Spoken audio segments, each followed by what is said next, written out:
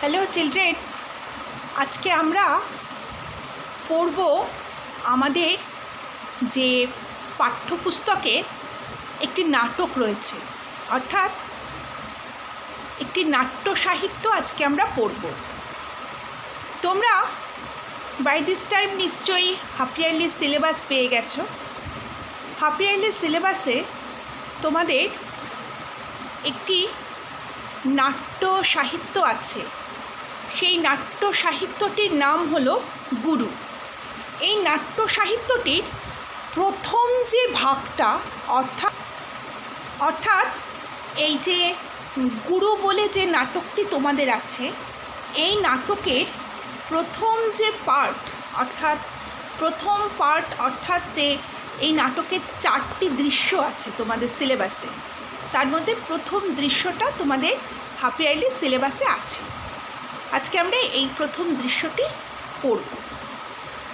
প্রথমত এটি শুরু করার আগে আমি আরেকবার তোমাদের মনে করিয়ে দিই, হাফ ইয়ারলি সিলেবাসে তোমরা কিন্তু অলরেডি পেয়ে গেছো এবং সেখানে তোমরা জানো তোমাদের গুরু নামক একটি নাটকের প্রথম যে চ্যাপ্টারটা অর্থাৎ 4টি দৃশ্যর মধ্যে প্রথম দৃশ্যটি রয়েছে। এছাড়াও হাফ ইয়ারলি সিলেবাসে তোমাদের 2টো গল্প আছে।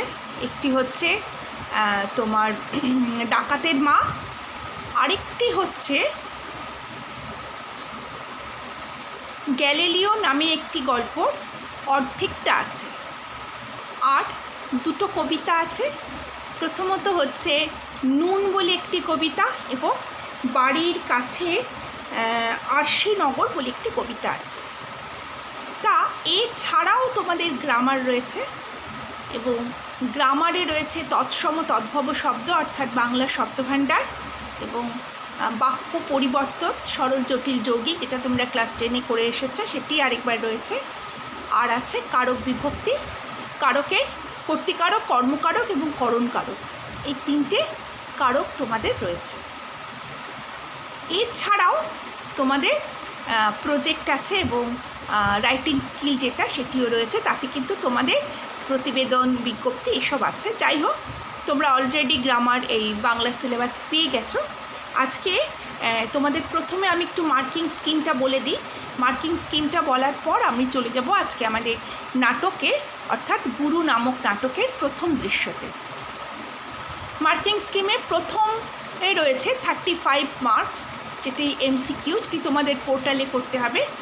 এমসিকিউতে তোমরা আগেও পরীক্ষা দিয়েছো ফার্স্ট ইউটি, সেখানে 4টে অপশান রয়েছে। এই 4টে অপশানের মধ্যে তোমাদের যেটি সঠিক অপশান সেখানে ক্লিক করতে হবে এবং তারপর সেটিকে সেভ করতে হবে বা সাবমিট করতে হবে। সেটি তোমরা কিভাবে করবে সেটা অবশ্যই তোমরা বাই দিস টাইম জেনে গেছো অথবা জেনে যাবে। এর পরে রয়েছে 3 নম্বর করে 5টা প্রশ্ন অর্থাৎ শর্ট টাইপ কোয়েশ্চেন।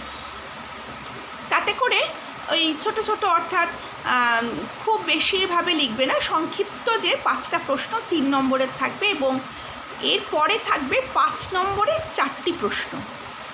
আর তোমাদের এরপর থাকছে 10, 5, 5, 10 হচ্ছে রাইটিং স্কিল।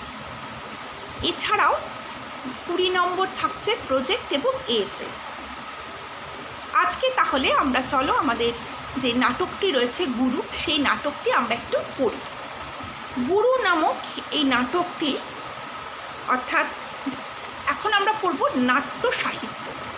তোমরা তো এর আগে সাহিত্যের বিভিন্ন পার্ট পড়েছো, মানে সাহিত্যে যে শুধুমাত্র গল্প কিংবা কবিতা থাকে তা নয়।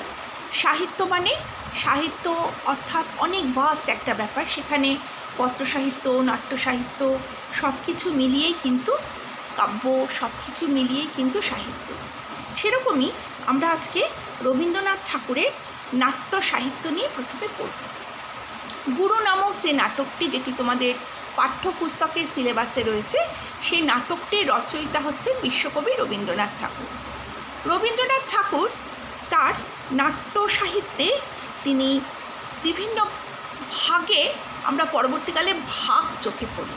অর্থাৎ রবীন্দ্রনাথ ঠাকুর তার জীবদ্দশায় একাধারে যেরকম কবিতা, গল্প, ছোট গল্প, উপন্যাস লিখেছেন, সেরকম কিন্তু তিনি প্রচুর নাটক লিখেছেন।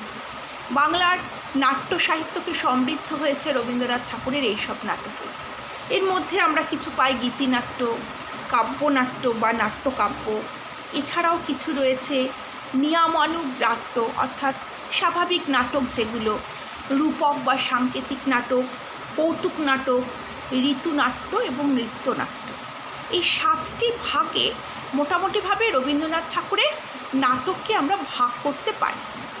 এবং তোমরা এখনও জানো বিভিন্ন রকম অনুষ্ঠানে রবীন্দ্রনাথ ঠাকুরের নৃত্যনাট্যর কিন্তু খুব প্রচলন।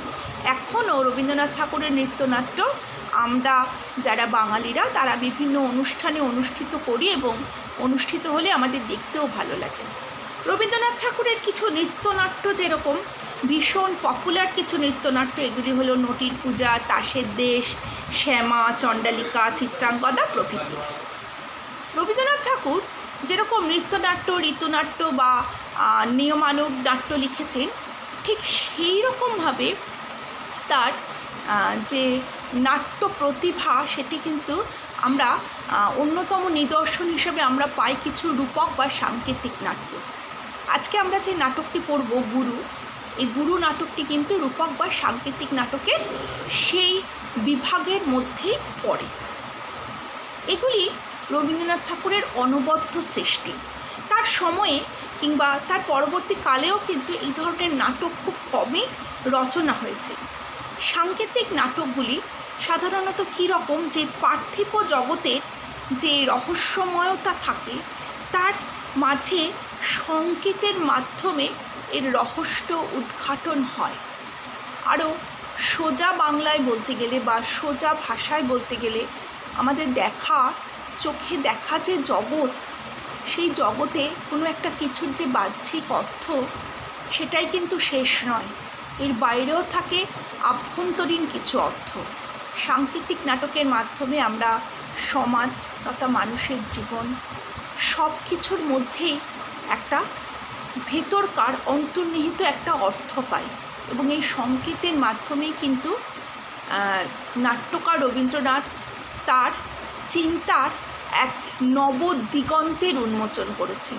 অর্থাৎ সেরকমভাবে ভেবে বা নাটকের মাধ্যমে কোনো সামাজিক পরিস্থিতি বা দেশের আর্থসামাজিক অবস্থা, দেশের শিক্ষা ব্যবস্থা, সাধারণ মানুষের মানসিকতা সব কিছুই কিন্তু এই নাটকের মাধ্যমেই তিনি বলতে চেয়েছেন। এবং সেটি এমন এক অদ্ভুত সংকেত, যেই সংকেতটা আপাত দৃষ্টিতে পড়লে আমাদের অন্য রকম অর্থ বলে মনে হবে, বাট এর অন্তর্নিহিত বা গূঢ় অর্থটি কিন্তু সবসময় রয়েছে। আমরা যে নাটকটি পড়ব অর্থাৎ গুরু নামক নাটকটি, এই নাটকটি অচলায়তন নামক রবীন্দ্রনাথ ঠাকুরের একটি সাংকেতিক নাটকের অন্যতম নাটক অচলায়তন। এই অচলায়তনের একটি ক্ষুদ্র সংস্করণ। অচলায়তনের মধ্যে অর্থাৎ অচলায়তন নাটকটি গুরু নাটকের মানে একই নাটক, এটিকে শুধুমাত্র খানিকটা ছোট করে কিন্তু আলাদাভাবে লেখা হয়েছিল মঞ্চস্থ করার জন্য। অচলায়তনের সঙ্গে এর সব মানে ক্ষুদ্র সংস্করণ হলেও কিছুটা বৈসাদৃশ্য বা কিছুটা ডিফারেন্স আমরা দেখি। কীরকম, অচলায়তনের গান আর গুরুর গান অর্থাৎ রবীন্দ্রনাট্যে কিন্তু গানের একটা বিরাট ভূমিকা আছে। সুতরাং এই নাটকে গানের সংখ্যা তুলনামূলক কম। অচলায়তনে মোস্ট প্রবাবলি গানের সংখ্যা 23, কিন্তু গুরু নাটকে গানের সংখ্যা অনেক কম, 7-8টার মতো গান গুরু নাটকে আছে। অচলায়তনে যে দৃশ্য অনেক বেশি, 6টা দৃশ্য, কিন্তু গুরু নাটকে দৃশ্য মাত্র 4টে। অচলায়তনের নাটকে যে অন্ধ জাতি বা শ্রেণীর কথা বলা হয়েছে তার মধ্যে শোণ, প্রাংশু এবং দর্ভক এই দুটি শ্রেণীর উল্লেখ আছে।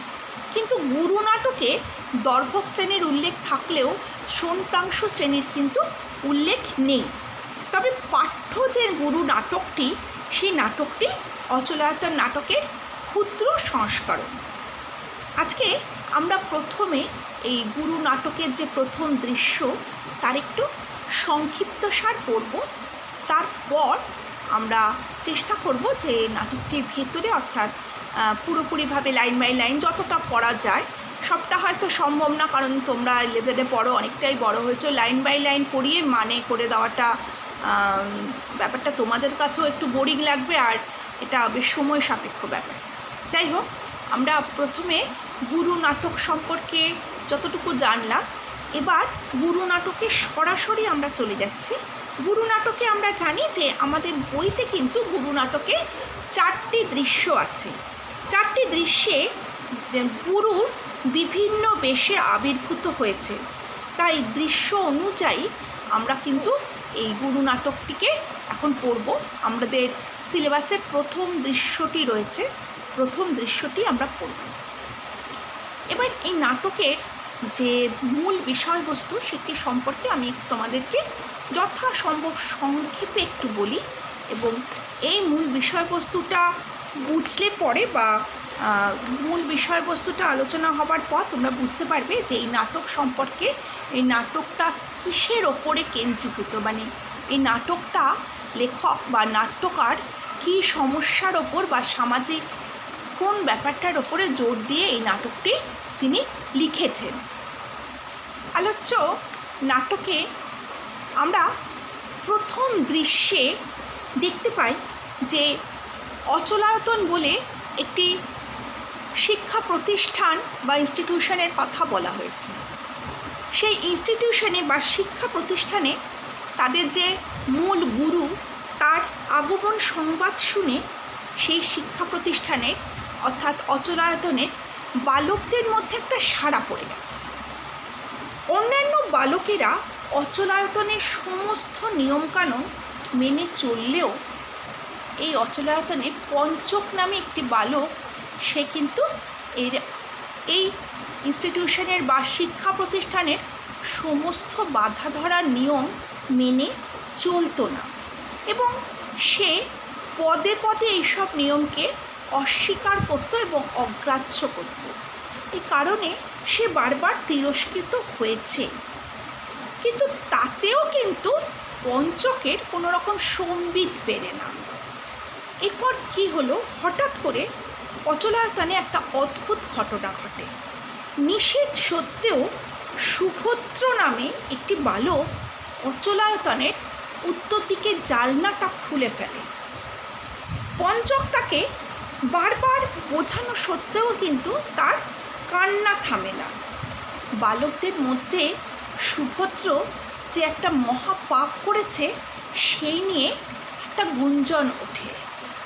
সুভদ্র সেই মহাপাপের কথা জানতে পেরে মহাতামসব্রত বিধান দেয়, যার দ্বারা সে পাপ করেছে সে পাপ থেকে মুক্ত হতে পারে। কিভাবে মুক্ত হবে? যে সুভদ্র যাতে এই অচলায়তনে এই পাপ থেকে মুক্ত হওয়ার জন্য প্রায়শ্চিত্ত করে। সুভদ্রের এই জালনা খোলার জন্য আচার্য অদিনপূর্ণর সঙ্গে মহাপঞ্চকের বিরোধের সূত্রপাত হয়। এর মধ্যে রাজা মন্থরগুপ্ত সংবাদ দেন যে দাদা ঠাকুরের নেতৃত্বে জুনকের জল অচলায়তনের স্থবির সম্প্রদায়ের রাজ্যের কাছাকাছি চলে এসেছে। চণ্ডক অচলায়তনের স্থবির সম্প্রদায়ের মন্ত্র সাধনার জন্য তপস্যা শুরু করলে রাজা তাকে হত্যা করেন। চণ্ডকের মৃত্যু সংবাদে জুনকরা ক্ষিপ্ত হয়ে অচলায়তনের প্রাচীর ভেঙে দিতে পারেন। এই আশঙ্কায় আচার্য আদিনপুণ্যককে দর্ভক পাড়ায় নির্বাসিত করা হয়। তাহলে আমরা নাটকটি শুরু করার আগে নাটকের প্রথম দৃশ্যর বিষয়বস্তুটা পড়লাম। তাহলে এখানে আমরা দেখছি বেশ কিছু কঠিন কঠিন নামকরণের সঙ্গে তোমরা যুক্ত হচ্ছ, এবং শুধু তাই নয়, ব্যাপারটা একটু অন্যরকম লাগছে। মানে প্রথম কথা, বাংলা সাহিত্য সেইভাবে হয়তো পড়া হয় না, দ্বিতীয়ত কথা নাট্য সাহিত্য। তা আজকের এই যে নাটকটি, এই নাটকটি পড়ার আগে আমরা শুধু এর প্রেক্ষাপটটা আরেকবার দেখে নিই। এই যে এত নাম, এই যে বিভিন্ন চরিত্র অনুযায়ী তো নাটকের বিষয়বস্তু আছেই, সেটি তো আমরা পড়বই। তার আগে একটু বলে নিই, এই অচলায়তন নাটকটি কিন্তু আমাদের দেশের তদানীন্তন শিক্ষা ব্যবস্থার ওপরে লেখা। অর্থাৎ আমাদের দেশে পায়ে পায়ে জড়িয়ে ধরা জীর্ণ লোকাচার এবং কুসংস্কারের বিরুদ্ধে দেশে শিক্ষার প্রবাহমানতাটা যে কত ছিল, আদপে সেই সময়ে যারা তথাকথিত পণ্ডিত বা পণ্ডিত শ্রেণীরা তারা শিক্ষাটাকে নিয়ে কীভাবে বা কী আঙ্গিকে তারা দেখাতেন সবাইকে, সেটির ওপরেও কিন্তু এই নাটকটি লেখা। অর্থাৎ সমাজে অন্তঃশ্রেণী, যাকে আমরা বলি যে আমাদের তো দেশে আমরা জানি জাতপাত ভেদাভেদি অস্পৃশ্যতা আমাদের দেশের কিন্তু একটা অভিশাপ। এই অভিশাপের বেড়াজাল থেকে মুক্ত হতে পারে একমাত্র শিক্ষা বা জ্ঞানের আলো। এই শিক্ষার আর জ্ঞানের আলো মানুষের ভেদাভেদ দূর করে মানুষকে অনেক বেশি সচেতনতার দিকে এগিয়ে নিয়ে যেতে পারে। আমাদের রবীন্দ্রনাথ ঠাকুরের এই গুরু নাটকের কিন্তু মূল ভাবনা এটাই, যে কি করে অচলায়তন একটা ধরা বাঁধা গতানুগতিক কুসংস্কার আচ্ছন্ন শিক্ষা প্রতিষ্ঠান তথা তদানীন্তন শিক্ষা ব্যবস্থাকে করাঘাত এনে নতুন শিক্ষা, অর্থাৎ যে জানলাটা খুলে দিল ছোট্ট ছেলেটা, তার শিক্ষার আলো সে চারিদিকে ছড়িয়ে দিল। অর্থাৎ চারিদিকে শিক্ষার আলো ছড়িয়ে দিয়ে একটি নতুন দেশ, যেই দেশে যেমন তথাকথিত ট্র্যাডিশনাল শিক্ষার প্রয়োজন, তার সঙ্গে কিন্তু ভীষণভাবে প্রয়োজন ছিল ইংরেজি শিক্ষা। অর্থাৎ সেদিন যদি উত্তরের হাওয়া লাগতো এদেশে, তাহলে এ জাতি হারাতো না ধারা, ধুকে ধুকে মরতো না এদেশের রিক্ত সর্বহারা। অর্থাৎ দেশের শিক্ষা, দেশীয় শিক্ষা, পাশ্চাত্য শিক্ষা মিলেমিশে একাকার হয়ে মানুষের জীবনকে তথাকথিত সমাজ ব্যবস্থাকে আরও অনেক উন্নতিকল্পে এক বিশেষ সাংকেতিকভাবে শিক্ষা এবং আমাদের দেশের যে কুসংস্কার, জাতিভেদ প্রথা সব কিছু মিলিয়ে মিশিয়ে এক অসাধারণ সংকেতের মাধ্যমে বা সাংকেতিক নাটক কিন্তু এই বই। প্রথমে অর্থাৎ নাটকের প্রথমেই আমরা পাই অচলায়তনে একদল বালক। সেখানে আমরা বিভিন্ন বালকের অর্থাৎ প্রথম, দ্বিতীয়, তৃতীয় এরকম 2-3টি বালকের বক্তব্য পাই। তাতে আমরা দেখি যে একজন বলছে, ওরে ভাই শুনেছিস? বলছে কি শুনেছি? বলছে যে উপমহাধ্যায় বলেছেন, উপাধ্যায় মশাই বলেছেন যে গুরু আসছেন, অচলায়তন নামক ইনস্টিটিউশনের বা শিক্ষা প্রতিষ্ঠানের গুরু আসছেন এবং গুরু আসলে বেশ ভালো হবে, সেই রকমটাই বালকদের মধ্যে একটা কথাবার্তা ছিল। এর মধ্যে পঞ্চক বলে একজনের প্রবেশ। সেই পঞ্চক এসে তিনি একটি গানের মাধ্যমে শুরু করলেন, তুমি ডাক দিয়েছ কোন সকালে, কেউ তা জানে না, আমার মন যে কাঁদে আপন মনে, কেউ তা মানে না। ওরে কে আছিস? কাকে ডেকে বলবো গুরু আসছেন? এই যে গুরু আসছেন, এতে কিন্তু পঞ্চকেরও ভালো লাগছে। গুরু অর্থাৎ কোনো একজন যার আশাটা, যার আগমনটা অচলায়তনের আবাল বৃদ্ধ বনিতা শিক্ষক, শিশু, ছাত্র সবার মধ্যেই বেশ একটা ভালো লাগা অনুরণিত করছে। এরপর সঞ্জীব বলে কোনো একজনের প্রবেশ। সঞ্জীব বলল, কিন্তু কে যে খবর দিল গুরু আসছে সেটা তো বুঝতে পারছি না। এরপর সঞ্জীবের সাথে পঞ্চকের কিছু কথাবার্তা আছে। সঞ্জীব বলছেন, কিন্তু গুরু আসছেন বলে তুমি তো তৈরি হচ্ছ না পঞ্চক। তখন পঞ্চক বলছেন, বাহ, সেই জন্যই তো সব পুঁথিপত্র ফেলে দিয়েছে, এই জায়গাটা অদ্ভুত।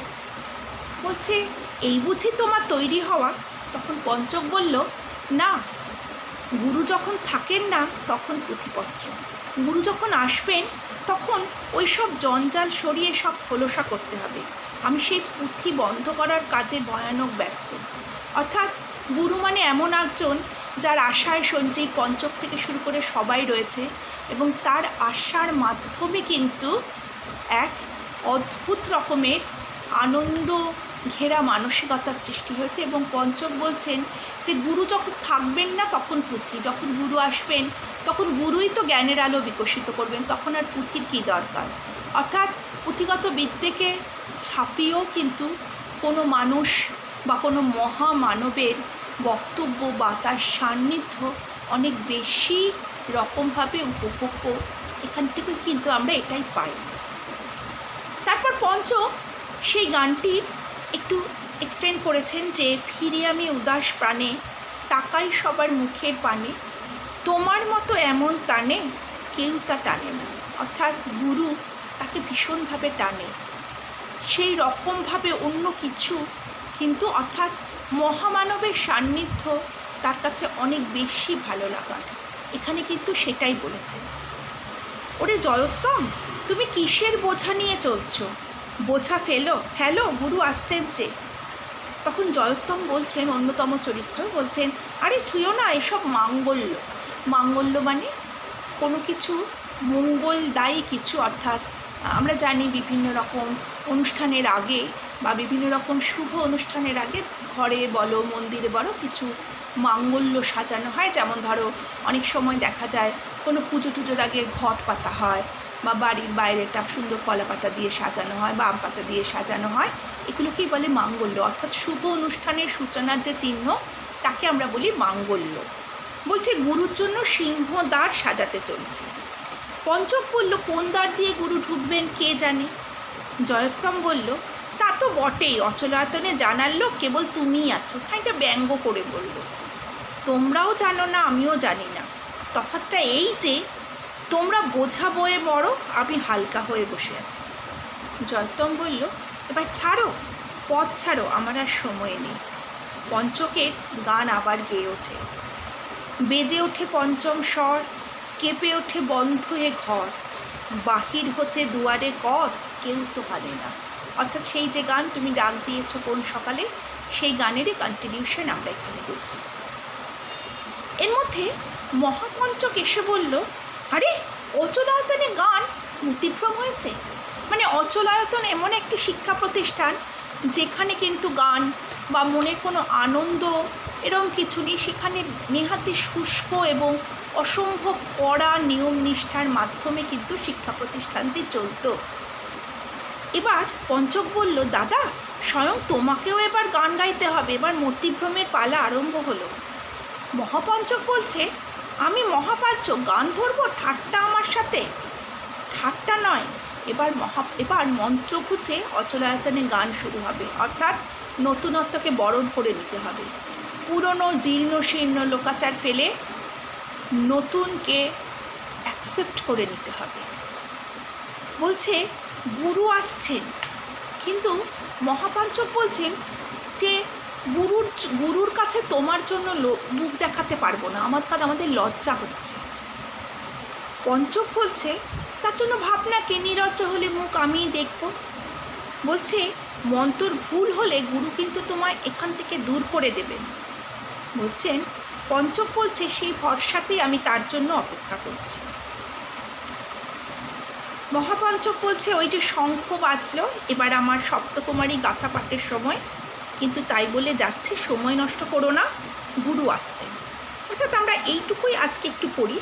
বলছে যে তার মানে কোনো একজন গুরু আসছেন এবং সেই গুরু মহাপঞ্চকের মতে কিংবা অচলায়তনে অনেকের মতে এই গুরু কিন্তু একটু অন্য রকম, মানে গুরু অত্যন্ত স্ট্রিক্ট প্রিন্সিপালের কেউ, কিন্তু পঞ্চকের মতে গুরু যিনি আলোর দিশা দেখাবেন, যিনি মহামানব, তিনি কিন্তু নব আনন্দে জেগে নব কিরণে সহজ সত্যকে অ্যাকসেপ্ট করে নিতে পারেন এবং নতুনত্বকে তিনি আহ্বান করেন।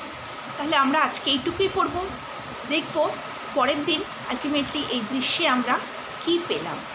খুব ভালো করে একবার রিডিং করে নেবে যতটা আজকে পড়ালাম।